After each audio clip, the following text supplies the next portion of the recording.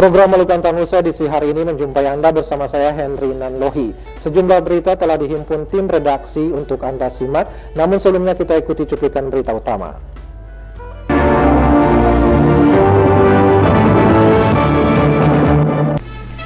Pasangan Petrus Fatlolon Agustinus Utuwali, pemenang pilkada di Kabupaten Maluku Tenggara Barat, dijadwalkan akan dilantik akhir Mei 2017. Dengan beroperasinya kapal pembangkit listrik berkapasitas 120 MW, layanan kelistrikan di Kota Ambon semakin baik.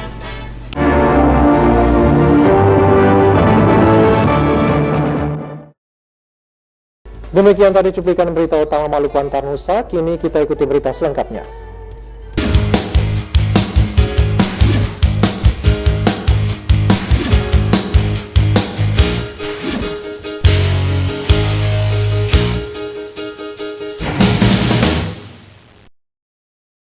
Pasangan Petrus Fatlolon Agustinus Utuwali selaku pemenang pilkada di Kabupaten Maluku Tenggara Barat periode 2017-2022 dijadwalkan akan dilantik akhir Mei 2017. Kelengkapan administrasi pelantikan pasangan Petrus Fatlolon Agustinus Utuwali kini sementara diproses secara berjenjang hingga ke Kementerian Dalam Negeri.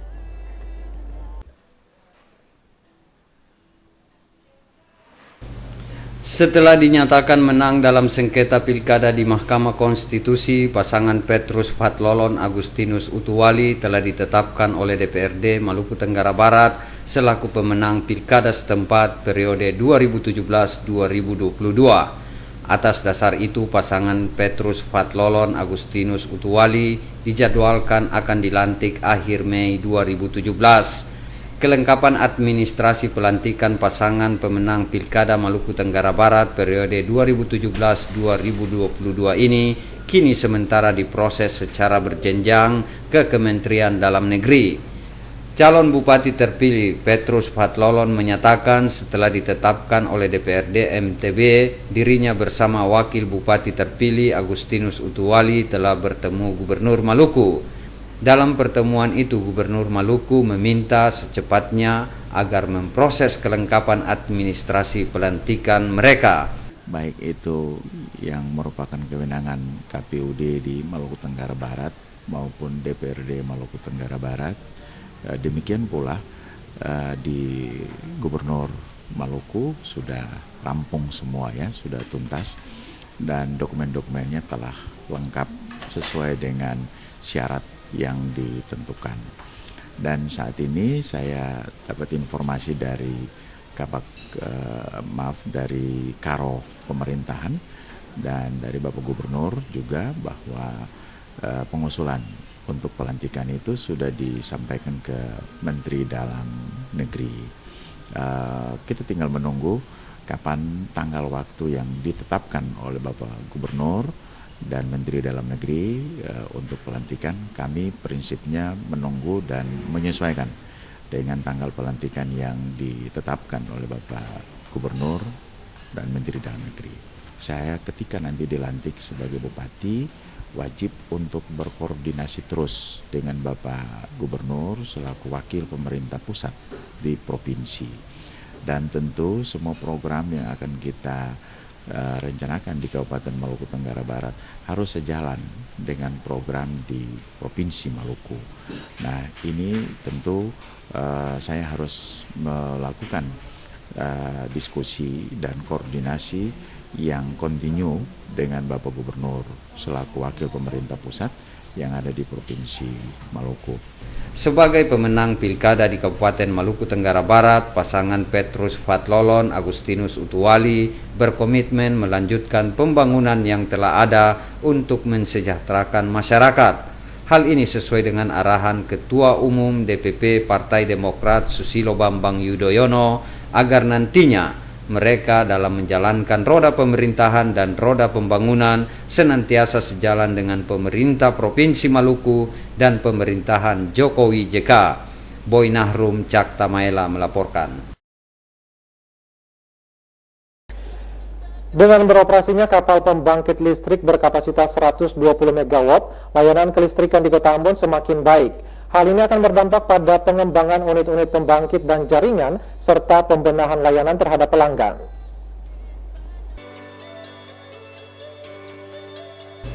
Kapal pembangkit listrik berkapasitas 120 MW Karadeniz Powership Yasin Bey asal Turki telah beroperasi di kota Ambon sejak 2 April. PLN mengoperasikan 60 MW daya dari kapal itu untuk mendistribusi suplai kebutuhan listrik bagi kota Ambon dan sekitarnya. Dengan tambahan 60 MW terhadap daya PLN saat ini, yaitu 57,38 MW, maka kebutuhan listrik untuk kota Ambon menjadi surplus. Kepala Divisi Operasi PT PLN Persero wilayah Maluku dan Papua, Ali Wardana menyebutkan wajar terjadi surplus daya dalam kelistrikan. Menurutnya pengembangan pembangkit dan jaringan kelistrikan mesti disertai dengan layanan yang baik bagi pelanggan listrik. Hal ini diungkapkan Wardana dalam kegiatan temu pelanggan dan stakeholder PT PLN Persero wilayah Maluku dan Maluku Utara. Menurut Wardana, beroperasinya tambahan daya dari kapal pembangkit mendukung kelistrikan di kota Ambon dalam pengembangan investasi dan ekonomi di daerah. Wardana berharap kebutuhan listrik pelanggan tidak diboros untuk kepentingan pribadi, namun digunakan untuk kepentingan bersama demi pembangunan di daerah ini. Sekarang ini kita punya pembangkit cukup tambahan yang dari kapal ya, 60 mega kan ya. Itu udah operasi tanggal 2 April ya. Ya, 2 April. Nah, kita sekarang cukup lah surplus itu. Surplus itu harus wajar dalam sistem kelistrikan. Di Jawa itu kelistrikannya malah punya cadangan 25-30%. Kita harusnya punya juga cadangan yang sama. Nah, tapi kan kalau di Jawa kan investor terus bertambah. Kita juga mencoba sekarang supaya di Ambon itu seperti ini. Nah, di luar itu kapal itu juga bisa bertambah karena dia punya mesin cadangan gitu ya. Nah, itu kalau misalkan kita nanti bertambah terus, kita sementara sambil nunggu misalkan tadi yang Anda saya sebutkan PLTMG tahun 2018, kapal itu bisa dimanfaatkan. Kapal itu bisa dimanfaatkan. Sekarang pun sebenarnya sudah cukup sekali gitu. Sekarang sudah cukup sekali. General Manager PT PLN wilayah Maluku dan Maluku Utara, Indriadi Setiawan mengakui kondisi geografis wilayah Maluku yang berkepulauan membuat sulit distribusi listrik ke daerah. Namun PLN berupaya maksimal untuk dapat melayani kebutuhan listrik bagi masyarakat di wilayah Maluku dan Maluku Utara yang berjumlah 3 juta jiwa lebih.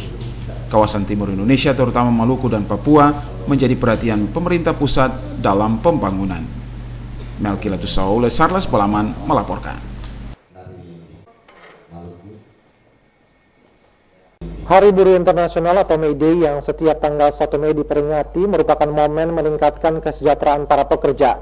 Di Maluku, kesejahteraan pekerja telah direalisasikan sesuai dengan ketentuan yang ditetapkan pemerintah, yakni berdasarkan upah minimum provinsi dan upah minimum kabupaten kota.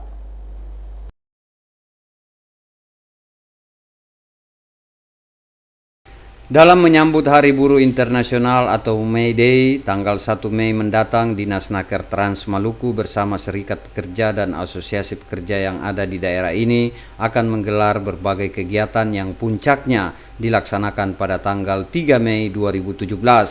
Kepala Dinas Naker Trans Maluku Ahdar Sopalatu menyatakan puncak May Day di daerah ini akan dilakukan dalam bentuk jalan santai dengan melibatkan para pengusaha dan pekerja. Kegiatan ini dilaksanakan sebagai upaya merefleksikan semangat para pekerja dan bagaimana meningkatkan kesejahteraan mereka. Ahdar Sopalatu menegaskan di Maluku dalam upaya peningkatan kesejahteraan para pekerja, pemerintah daerah senantiasa memperhatikan melalui peninjauan kebijakan UMP dan UMK setiap tahun. Hari May Day itu kita rayakan tanggal 3. Bentuknya kita jalan santai.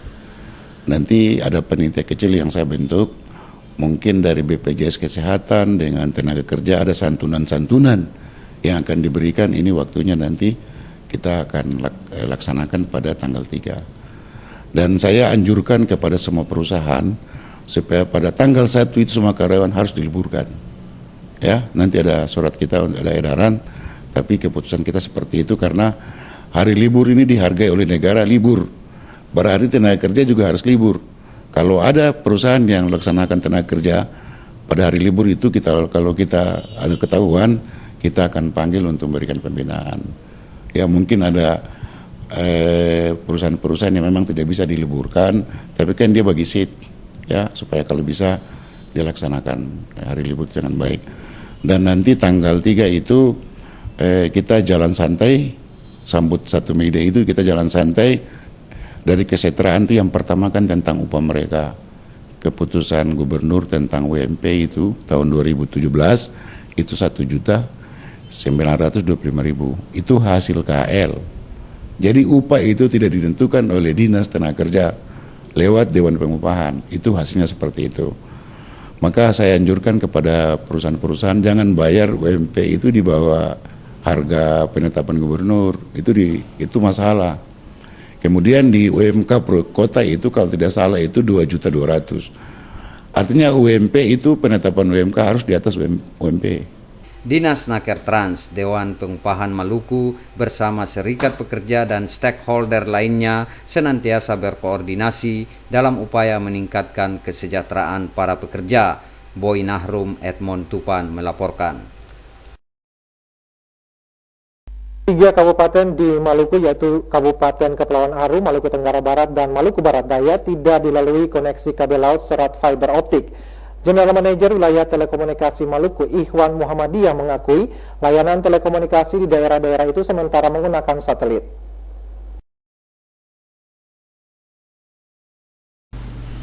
Mega proyek Palaparing untuk wilayah timur yang dikenal dengan sistem kabel laut Sulawesi Maluku Papua SMPCS oleh PT Telkom Indonesia telah selesai dikerjakan. Program ini merupakan proyek jangka panjang Telkom untuk mewujudkan jaringan digital di seluruh Indonesia. Kendati demikian, untuk Maluku 3 daerah tidak terhubung sistem kabel serat fiber optik itu. 3 daerah ini adalah Kepulauan Aru, MTB, dan MBD. General Manager Wilayah Telekomunikasi Maluku Ihwan Muhammadiyah mengakui Telkom dalam mendesain rute jaringan kabel laut tidak menjangkau 3 daerah ini. Hal ini tergantung pertimbangan ekonomis dari proyek itu. Kendati demikian, 3 wilayah tersebut telah direncanakan oleh Kementerian Kominfo lewat proyek USO untuk koneksi kabel laut yang akan selesai pada 2018 nanti. Menurut Ikhwan Muhammadiyah, seluruh provider di tanah air berkewajiban untuk membangun telekomunikasi. Sementara saat ini untuk layanan telekomunikasi di 3 daerah tersebut menggunakan satelit. Rutenya memang pada waktu itu didesain itu tidak sampai ke sana. Mungkin karena memang jarak daripada yang direncanakan di awal, kalau meng-cover juga MPD, MTB, dan Dobo ini memang mungkin pertimbangan ekonomisnya pada waktu itu belum bisa meng-cover itu, sehingga pada saat itu belum bisa terlayani. Nah, tapi sesungguhnya Pak Charles bahwa untuk lokasi yang disebut tadi MBD, kemudian MTB, dan Kepulauan Aru sebenarnya sudah direncanakan oleh Kementerian Kominfo, di mana mereka sudah merencanakan untuk pembangunan yang mengcover daerah-daerah tersebut. Yang kalau nggak salah kami dengar mungkin di 2018 itu sudah bisa berjalan. Manajer Network Telkom Wilayah Maluku Robert William Mustamu mengakui kecepatan transmisi serat fiber optik sangat tinggi dan baik digunakan sebagai saluran komunikasi. Keuntungan dari kabel optik ini dia mempunyai kapasitas yang sangat besar. Jadi untuk satu core optik saja itu bisa mencapai 4 tera.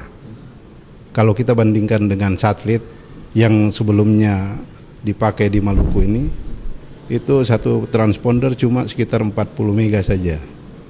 Nah, 40 mega kalau untuk satu satelit ada yang 24, ada yang 36. Untuk pulau-pulau terluar di 3 kabupaten, Telkom menggunakan transponder satelit Telkom 3S yang cakupannya sebesar 80%. Tahun depan akan diluncurkan lagi satelit Telkom 4 untuk menambah cakupan layanan telekomunikasi. Telkom tidak hanya bergerak dalam bidang bisnis, namun berupaya untuk memberikan pemerataan telekomunikasi di seluruh wilayah Indonesia. Melkilatus Saule, Sarles Bolaman melaporkan. Sebanyak 200 lulusan sarjana strata 1, diploma, dan pasca sarjana periode pertama tahun akademik 2017 diwisuda hari ini dalam rapat senat terbuka luar biasa. Rapat senat terbuka luar biasa dipimpin Rektor Universitas Kristen Indonesia Maluku, Dr. Christian Adolf Alnoya.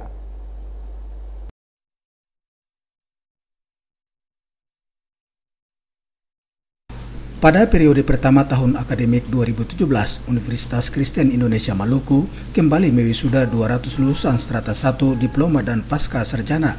Wisuda sarjana, diploma, dan pasca sarjana tersebut dilaksanakan dalam rapat senat terbuka luar biasa dipimpin Rektor Universitas Kristen Indonesia Maluku, Dr. Christian Adolf Aliona. Rektor Universitas Kristen Indonesia Maluku dalam sambutannya berharap para lulusan yang baru saja menyandang gelar sarjana dapat menyumbangkan ilmu pengetahuan yang diperoleh bagi keberlangsungan kehidupan bergereja, bermasyarakat maupun bernegara, serta menjaga nama alma mater. Aliona menyebutkan saat ini UKM Ambon terus berbenah untuk meningkatkan tingkat akreditasi dengan melakukan berbagai inovasi melalui penguatan kapasitas para dosen maupun mahasiswa.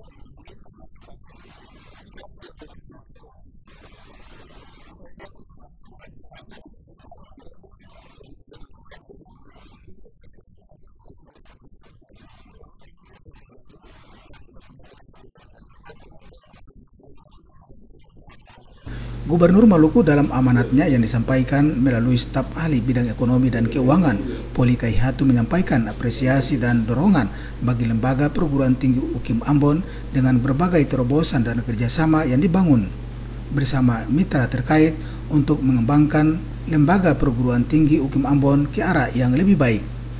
Diharapkan kerjasama yang dibangun bersama pemerintah daerah Maluku serta stakeholder lainnya dapat meningkatkan sumber daya manusia di lembaga UKM Ambon.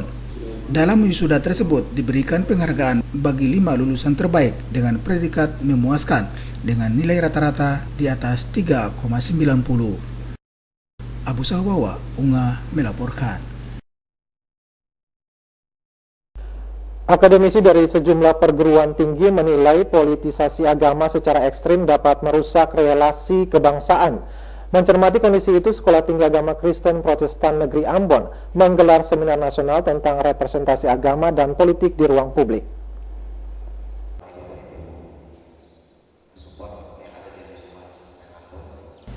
Akademisi Sekolah Tinggi Agama Kristen Protestan Negeri Ambon, Handri Piris, menilai praktik beragama saat ini mendominasi bidang sosial di negara ini. Kondisi itu di satu sisi memberikan dampak yang baik bagi aspek moralitas bangsa. Namun di sisi lain, politisasi agama secara ekstrim dapat merusak relasi kebangsaan di Indonesia yang majemuk. Dinamika seperti itu juga mempengaruhi pembentukan pemahaman serta sikap generasi muda tentang keberadaan agama berdasarkan apa yang diamati dan dialaminya. Handri Piris sebagai panitia pelaksana mengatakan kondisi inilah mendorong jurusan teologi Sekolah Tinggi Agama Kristen Protestan Negeri Stakpen Ambon menggelar seminar nasional dengan topik representasi agama dan politik di ruang publik.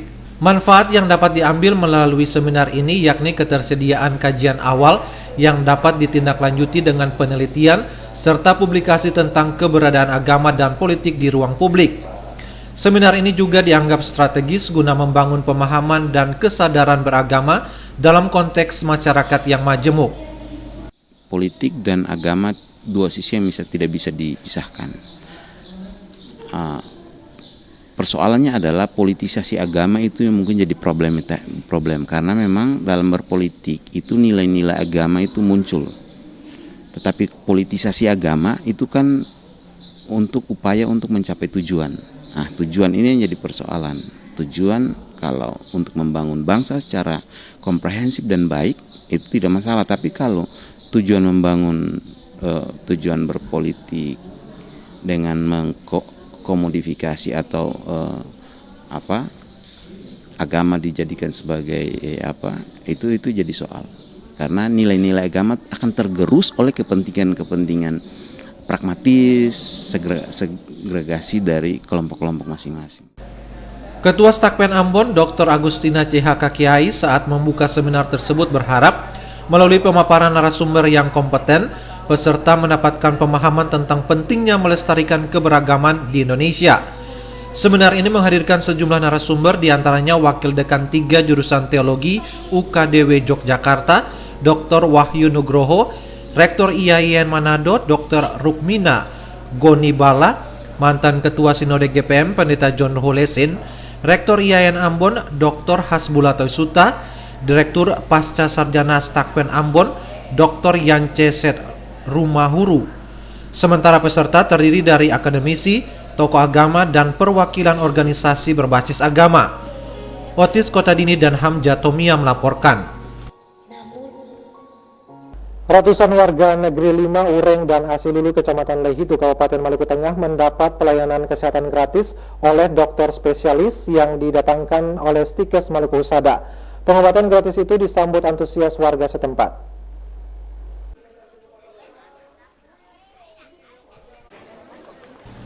Sekolah Tinggi Ilmu Kesehatan Maluku Husada melalui mahasiswa kuliah kerja nyata melaksanakan bakti sosial.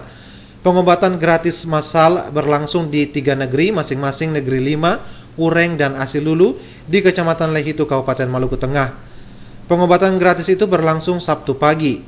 Pelayanan kesehatan gratis itu menghadirkan 5 dokter spesialis dan dokter umum dari Dinas Kesehatan Provinsi Maluku.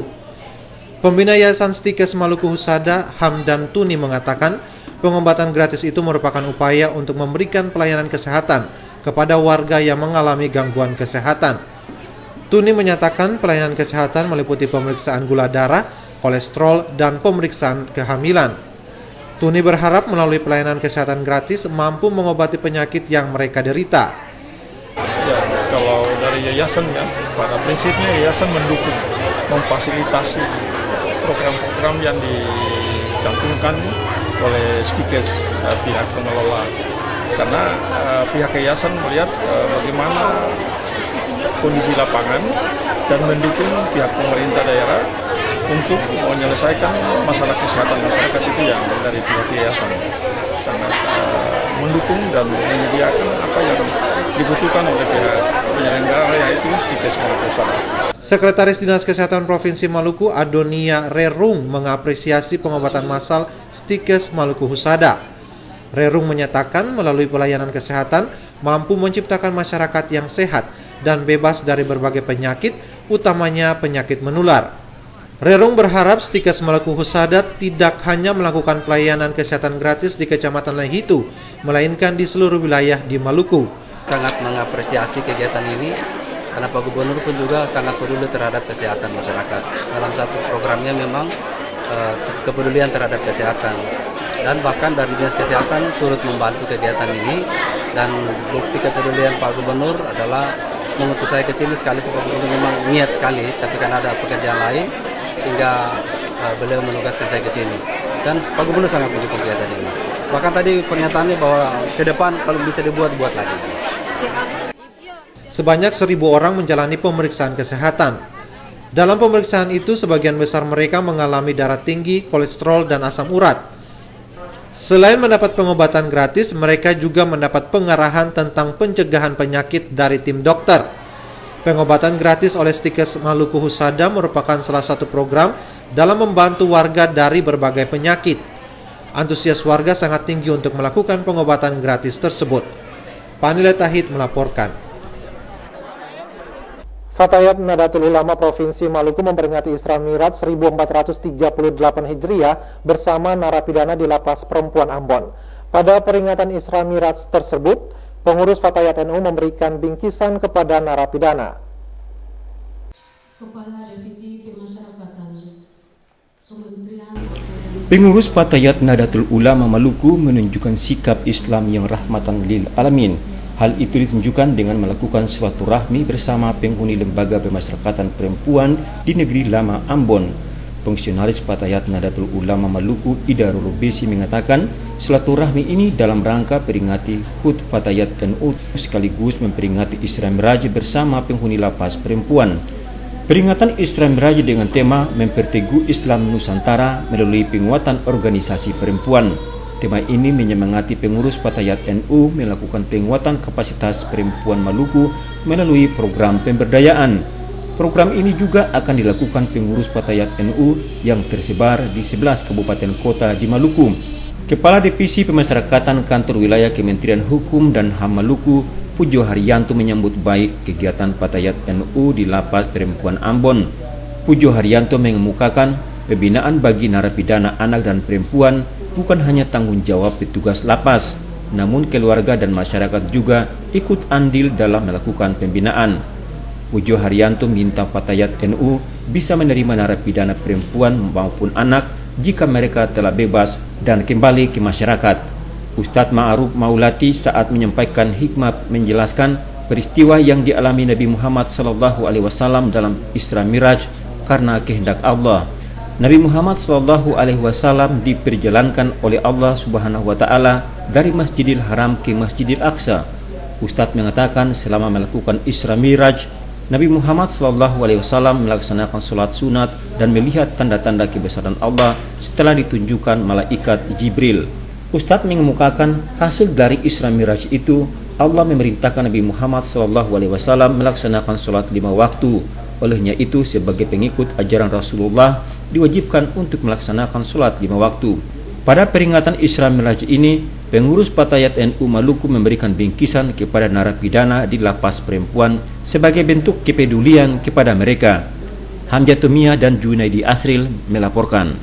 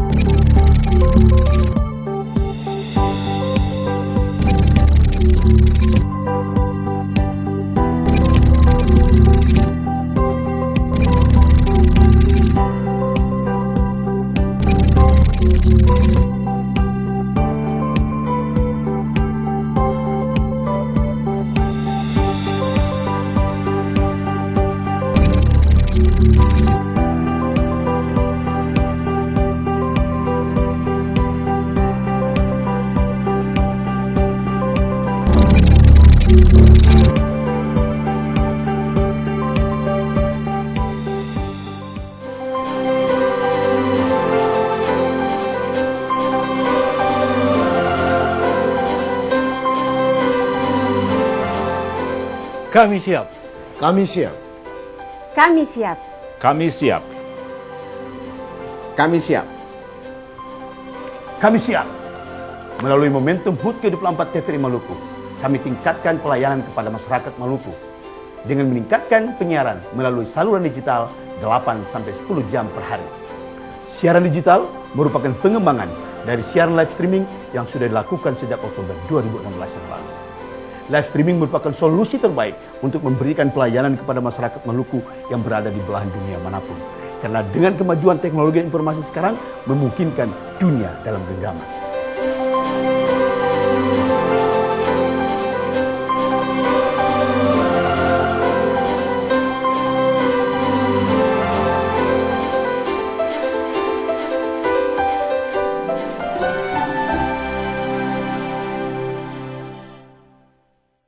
Alumni Persekolahan Saferus Ambon kembali melakukan reuni akbar. Reuni akbar tersebut sebagai bukti alumni Persekolahan Saferus Ambon tetap menjalin kebersamaan untuk memajukan alma mater mereka. Kebersamaan yang terjalin selama ini diaplikasikan lewat jalan santai hari ini.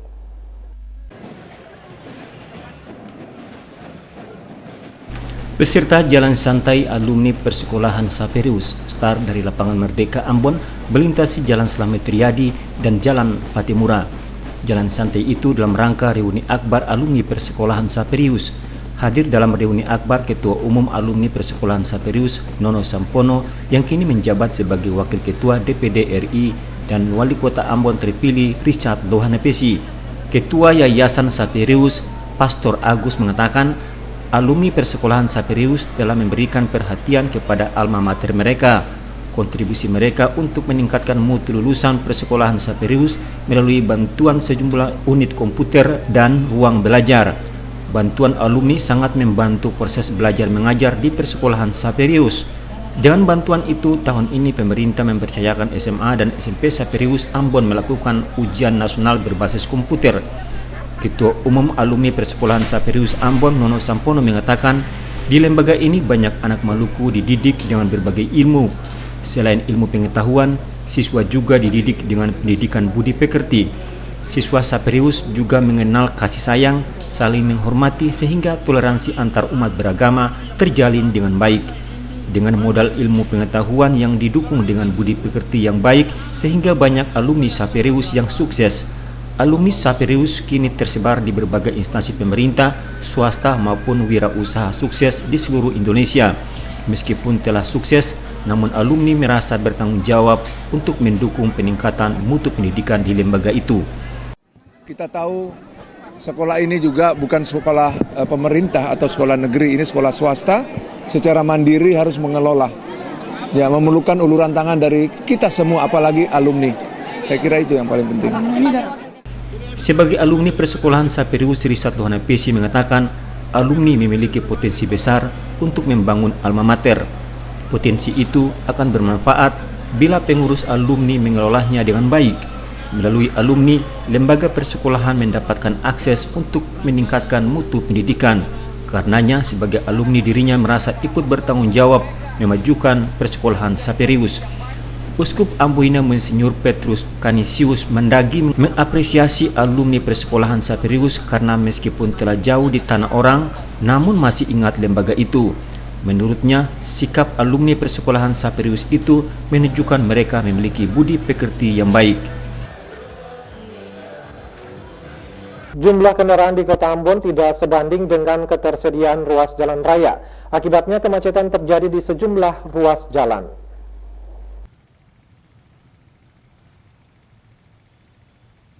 Kemacetan di sejumlah ruas jalan utama di Kota Ambon terjadi hampir setiap hari.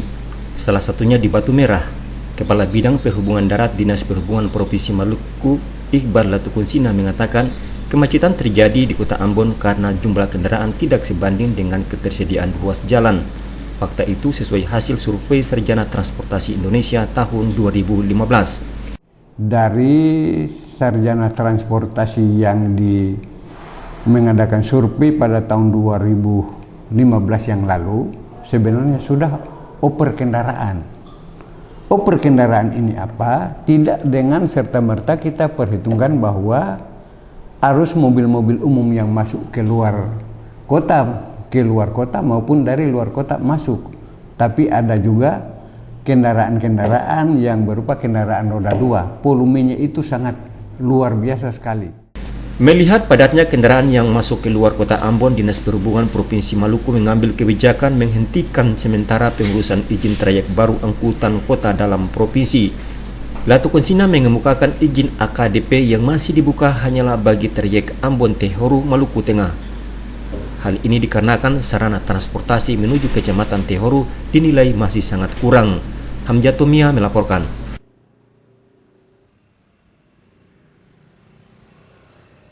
Lembaga Pendidikan SMA Negeri 15 Ambon dilembagakan tahun 2015 lalu. Namun hingga kini gedung sekolah SMA tersebut belum juga dibangun. Pasalnya belum tersedia lahan bagi pembangunan gedung sekolah dimaksud.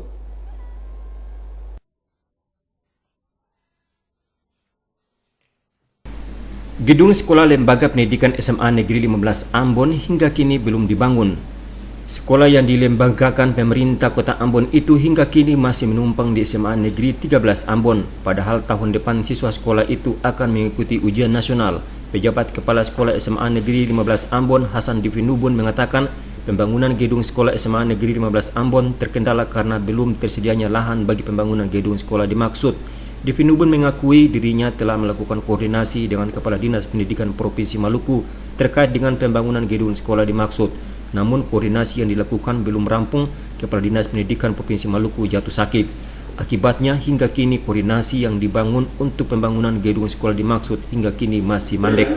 Dirinya berharap Kepala Dinas Pendidikan Provinsi Maluku cepat sembuh agar koordinasi pembangunan gedung sekolah dimaksud dapat dilanjutkan, sehingga pembangunan gedung sekolah SMA Negeri 15 Ambon dapat segera direalisasikan, mengingat tahun depan siswa SMA Negeri 15 Ambon akan mengikuti ujian nasional.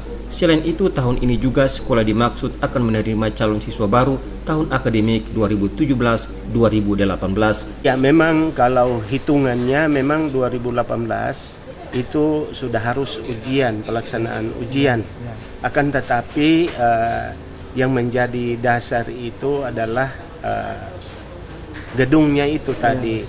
Gedung tentunya harus dibangun di atas tanah yang kemudian lahannya itu yang belum selesai sehingga sampai saat ini masih belum jelas. Ya, insya Allah nanti kita akan diskusikan lebih jauh dengan Kepala Dinas agar beliau bisa mengambil kebijakan seperti apa. Saat ini siswa sekolah itu telah duduk di kelas 11, sementara tahun depan ujian nasional juga akan diikuti oleh mereka. Dengan kondisi ini, Dipenhubun berharap pembangunan gedung sekolah tersebut dapat segera direalisasikan untuk dimanfaatkan bagi kepentingan siswa di sekolah itu. Otnil Kotadini melaporkan. Komisi Yudisial Provinsi Maluku membentuk jejaring dan sahabat KY. Pembentukan itu dalam rangka mengawal peradilan bersih dan bebas korupsi di Maluku. Ketua Penghubung KY Provinsi Maluku, Amiruddin Latukonsina berharap jejaring dan sahabat KY akan dipersiapkan dalam memantau perilaku dan kode etik hakim di luar dan di dalam persidangan. Yang berikutnya ada pembacaan puisi dari Komisi Yudisial Penghubung Provinsi Maluku terus berupaya mewujudkan peradilan bersih dan bebas korupsi di daerah ini. Untuk mewujudkan hal itu, Penghubung Komisi Yudisial Provinsi Maluku membentuk jejaring dan sahabat KY di Kota Ambon. Ketua Penghubung Komisi Yudisial Provinsi Maluku, Amiruddin Latukonsina, mengatakan pembentukan jejaring ini sebagai upaya untuk mengawal peradilan bersih dan bebas korupsi di Maluku. Latukonsina mengakui saat ini 200 jejaring akan dipersiapkan dalam mengawal proses peradilan di Maluku. Latukonsina menegaskan pengawasan perilaku hakim dan pelanggaran kode etik akan menjadi tugas para jejaring yang dibentuk oleh Komisi Yudisial. Mereka akan dibekali dengan tata cara pemantauan dan cara pelaporan. Provinsi Maluku dan KPK karena secara DM KY itu terbatas sekali, dengan 4 orang kita tidak mampu melakukan kerja-kerja sesuai fungsi tugas dalam mengawal atau mewujudkan peradilan bersih. Nah, makanya kita membentuk jejaring ini. Jejaring yang sudah dibentuk hari ini itu sudah ada garansi, ada MOI, ada Santik, ada kawan KY yang kemudian mereka itu terhimpun dari latar belakang institut yang berbeda-beda, datang dengan sadar, dengan moral, dengan bergabung sama-sama kita mewujudkan peradilan bersih dan anti korupsi di Maluku. Perwakilan Komisi Pemberantasan Korupsi Nanang Prida Syam mengakui jejaring dan sahabat KY memiliki tugas penting dalam menghindari tindak pidana korupsi dalam menjalankan tugas peradilan. Syam meminta para jejaring terus bekerja sama dalam memberantas mafia peradilan yang dijalankan oleh para penegak hukum, salah satunya hakim. Syam berharap peradilan bersih dan bebas korupsi dapat diberlakukan di Maluku. Dengannya perkara yang disidangkan bebas mafia peradilan. Ini kita buat bersama kawan-kawan penghubung KY Maluku dalam rangka membangun kesadaran dari masyarakat melalui jejaring anti korupsi dan peradilan bersih. Jadi teman-teman ini hadir dengan kesadaran masing-masing, kemudian membentuk identitas-identitas yang sebenarnya bahagian yang tidak terpisah dari bagaimana pemuda melihat persoalan bangsa hari ini. Jadi kami bersyukur bahwa kehadiran dari komunitas yang ada di Kota Ambon yang mungkin juga mewakili Maluku secara keseluruhan merupakan bagian yang tidak terpisah dari gerakan anti korupsi dan peradilan bersih. Selain membentuk jejaring dan sahabat KY, Komisi Yudisial bersama Komisi Pemberantasan Korupsi melaksanakan diskusi tentang pemantau peradilan bersih bebas korupsi. Diskusi itu melibatkan ratusan anggota jejaring di Maluku. Panili Tahait melaporkan. Kawasan kumuh hampir terdapat pada semua kabupaten kota di tanah air. Munculnya kawasan kumuh antara lain disebabkan oleh pertumbuhan penduduk yang tidak dibarengi dengan ketersediaan pemukiman yang memadai. Kondisi ekonomi masyarakat menjadi pemicu terbesar munculnya kawasan kumuh di perkotaan.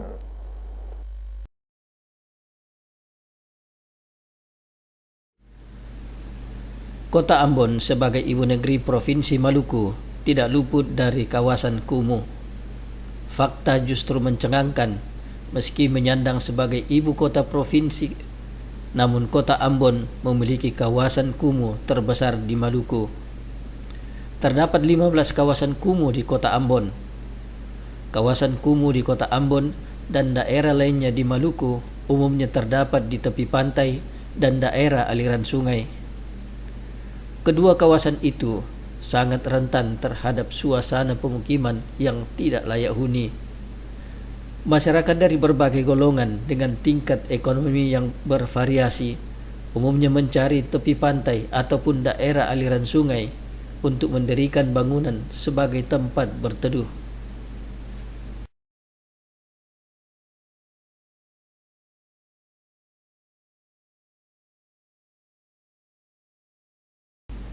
Satu demi satu, rumah tidak layak huni berdiri sebagai tempat tinggal mereka yang umumnya merupakan kaum urban. Kawasan kumuh juga terjadi di daerah perbukitan. Pemukiman warga berdiri tanpa penataan yang memadai sehingga menimbulkan ketidaklayakan huni. Pemukiman yang berdiri di kawasan kumuh tidak didukung oleh sanitasi yang memadai. Sanitasi lingkungan dan penyediaan air bersih menjadi hal yang terabaikan bagi warga penghuni kawasan kumuh. Kedepan, pemerintah akan berusaha semaksimal mungkin untuk mengatasi kawasan kumuh yang terjadi di perkotaan maupun di pedesaan. Pemerintah Maluku sendiri menargetkan penyelesaian kawasan kumuh di Maluku akan tuntas pada tahun 2019 mendatang. Tipologi kumuh yang kita lakukan pendataan ini, dia tipologinya masih di daerah yang tepi pantai ya atau tepi air ya, itu yang lebih dominan. Artinya karena kita daerah-daerah kepulauan, jadi di daerah-daerah pesisir pantai itu masih banyak kita temukan perumahan-perumahan kumuh. Jadi hampir seluruh yang lokasi yang kita lihat itu dia berada di tepi air, ya, di tepi air, dan dia berada di dataran yang rendah. Kalau ikuti RPJM kita nasional itu kita sampai tahun 2019. Nah, dari keseluruhan untuk wilayah ini secara nasional itu memang ada 30 kabupaten kota yang ditargetkan itu dia bisa lebih selesai di sebelum tahun 2019. Itu salah satu kota Ambon itu kita bisa percepatan ya di tahun 2018. Melalui program Kotaku, pemerintah akan menata kawasan kumuh menjadi wilayah yang nyaman untuk dihuni. Pola penanganan kawasan kumuh akan dilakukan secara lintas sektor sehingga dapat memberikan hasil yang maksimal. Pemerintah pusat, pemerintah provinsi, dan pemerintah kota kabupaten akan bersinergi melalui satker masing-masing untuk menangani kawasan kumuh dan rumah tidak layak huni secara terpadu. Strategi penanganan pemukiman kumuh dengan peningkatan aksesibilitas jaringan jalan, meningkatkan sistem jaringan drainase, meningkatkan pelayanan air bersih, meningkatkan pengelolaan sanitasi, meningkatkan pengelolaan persampahan, dan meningkatkan pengamanan kebakaran. Strategi tersebut menggunakan pola partisipatif warga masyarakat setempat. Pemerintah menyediakan 3 alternatif pola penanganan pemukiman kumuh. Pertama, pemekaran, peremajaan, dan pemukiman kembali. 3 pola tersebut membawa konsekuensi yang cukup besar dari sisi anggaran maupun kehidupan sosial masyarakat setempat. Di Maluku terdapat 139.000 rumah yang masuk dalam kategori pemukiman kumuh. 139.000 rumah tersebut berada pada 2 kota dan 7 kabupaten. 2 kabupaten lainnya yaitu Buru Selatan dan Maluku Barat Daya belum termasuk di dalam data tersebut karena pemerintah setempat belum menerbitkan surat keputusan tentang kawasan kumuh. Kondisi 139.000 rumah di pemukiman kumuh mengalami rusak ringan, rusak sedang, dan rusak berat. Menurut rencana, pemerintah akan memberikan dana stimulan kepada pemilik rumah sesuai dengan tingkat kerusakannya. Untuk kategori rusak ringan akan diberikan dana 5 juta rupiah, rusak sedang 10 juta rupiah, dan rusak berat akan diberikan dana stimulan sebesar 15 juta rupiah. Pemerintah juga akan memberikan pendampingan kepada warga baik dari sisi teknik maupun sosial sehingga penanganan benar-benar nyata untuk menghilangkan kawasan kumuh hingga tahun 2019 mendatang.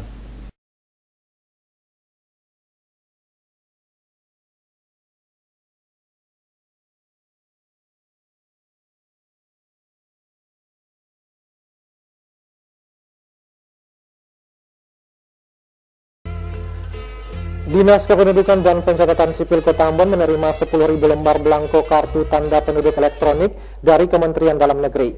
Jumlah belangko itu belum mencukupi kebutuhan warga Kota Ambon yang telah melakukan perekaman data.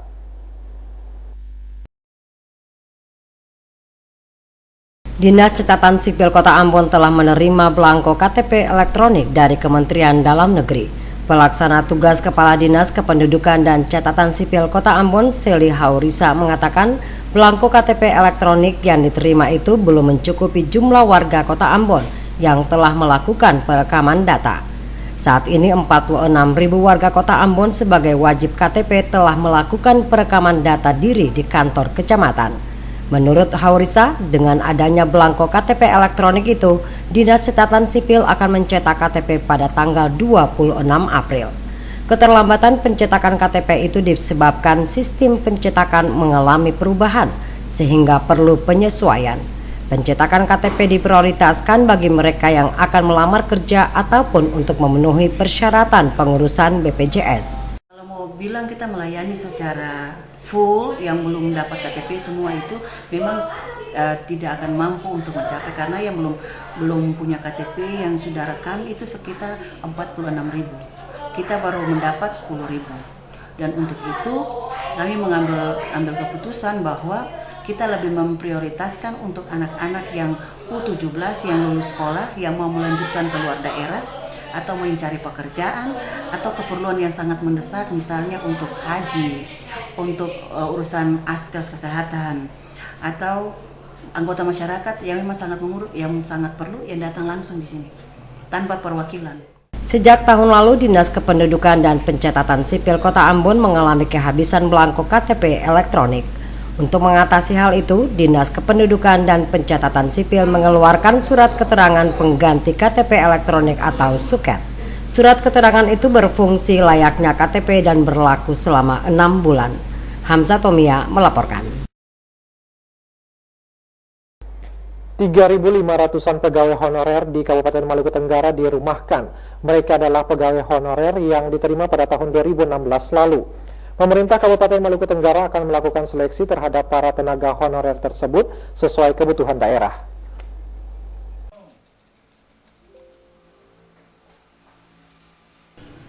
Kepala Badan Kepegawaian Daerah Kabupaten Maluku Tenggara Edo Ohoira mengatakan jumlah honorer di Kabupaten Maluku Tenggara pada pengangkatan tahun 2016 sampai dengan awal 2017 yang dirumahkan sebanyak lebih dari 3.500 orang. Mereka nantinya akan kembali diseleksi sesuai kebutuhan. Sedangkan pegawai honorer yang lama tetap melaksanakan tugasnya sambil menunggu seleksi yang akan dilaksanakan dalam waktu dekat ini. Menurut Ohoira, pada awal Mei 2017 akan dilakukan seleksi bagi semua pegawai honorer di Kabupaten Maluku Tenggara. Seleksi tersebut akan menggunakan sistem komputerisasi. Pemerintah Kabupaten Maluku Tenggara bekerja sama dengan Universitas Patimura untuk melakukan seleksi tersebut. Jumlah mereka yang akan diterima akan menunggu keputusan Bupati sebagai pembina kepegawaian di daerah. Namun Badan Kepegawaian memperkirakan sesuai kebutuhan organisasi, jumlah yang akan diterima sekitar 2.900 orang. Dari Langgur, Maluku Utara, Mesak Tati Pikalawan melaporkan.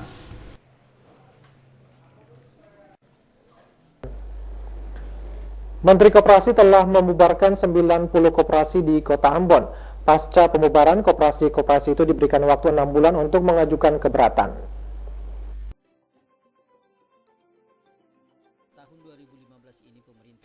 Di Kota Ambon terdapat 729 unit koperasi yang sebagian besar telah terbentuk sejak tahun 70-an. Kedepan pemutakhiran data terhadap jumlah koperasi akan dilakukan melalui sensus koperasi. Sensus koperasi rencananya akan berlangsung dari bulan Mei hingga Juli mendatang. Kepala Dinas Koperasi dan UKM Kota Ambon, Rulian Purmiasa, mengakui sensus koperasi ini penting agar program pemerintah lebih efektif dan tepat sasaran. Menurut Purmiasa, dari 700 lebih koperasi, 90 diantaranya telah dibubarkan oleh Menteri Koperasi. Namun pasca SK Menteri, diberi kesempatan 6 bulan untuk koperasi yang dibubarkan mengajukan keberatan. Hingga batas waktu 22 Juni tidak ada keberatan yang dilayangkan, maka koperasi-koperasi tersebut akan dihapus status badan hukumnya dari Berita Negara. Desember 2016 tercatat ada 729 koperasi. 90 diantaranya itu telah dibubarkan oleh menteri. Tetapi proses pembubaran itu tidak serta-merta. Setelah SK Menteri terbit per 22 Desember 2016, ya 90. Kalau secara nasional ada 60 ribuan. Di Kota Ambon ada 90. Nah, setelah SK Menteri terbit itu diberikan ruang selama 6 bulan untuk koperasi-koperasi yang dibubarkan itu boleh mengajukan keberatan. Dan itu sudah kita umumkan sesuai dengan di RT, di desa kelurahan sesuai dengan domisili. Sesuai dengan domisili masing-masing koperasi yang tercantum pada badan hukum. Dan sampai dengan 22 Juni apabila tidak ada keberatan, maka otomatis koperasi-koperasi itu akan dihapus status badan hukumnya dari Berita Negara. Purmiasa menyebutkan sensus ini akan disasarkan pada 639 koperasi yang masih ada. Tidak tertutup kemungkinan ada sejumlah koperasi yang tidak aktif bakal dibubarkan lagi.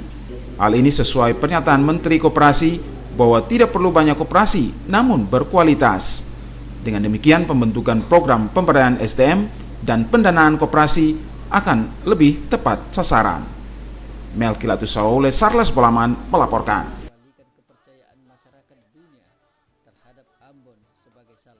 Guna mendapatkan pengelolaan dan monitoring evaluasi dana bantuan operasional sekolah yang baik, Dinas Pendidikan Kota Ambon menggelar pelatihan tata kelola dan monitoring evaluasi dana BOS Pendidikan Kota Ambon tahun 2017. Kegiatan ini diikuti oleh kepala sekolah dan bendahara dana BOS setiap sekolah.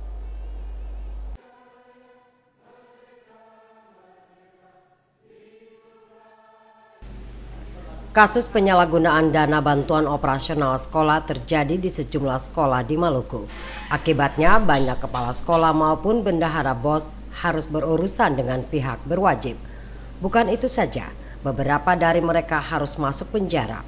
Namun kasus penyalahgunaan dana BOS tidak terjadi di Kota Ambon.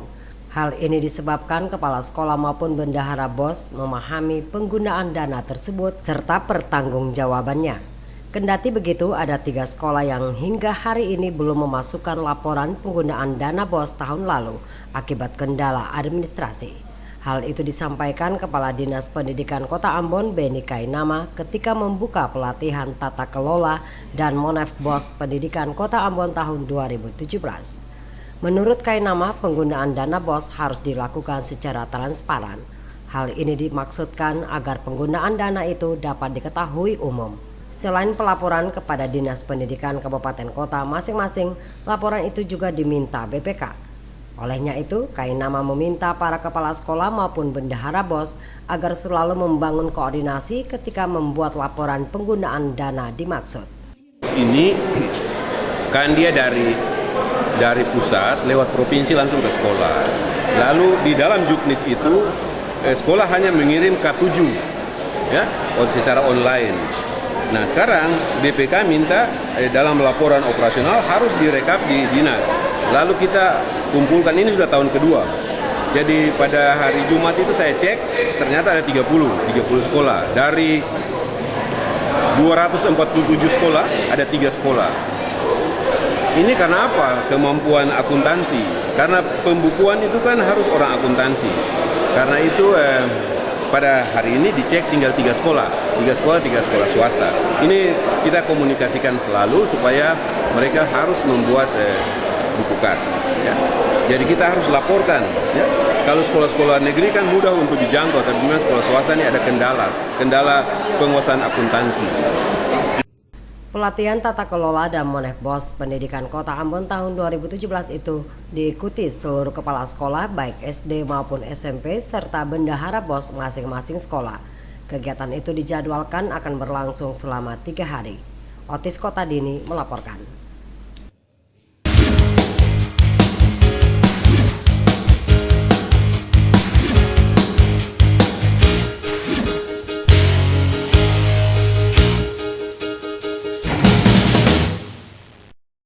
Informasi tadi mengakhiri Maluku Antanusa edisi hari ini. Terima kasih atas kebersamaan saudara dengan kami dan sampai jumpa.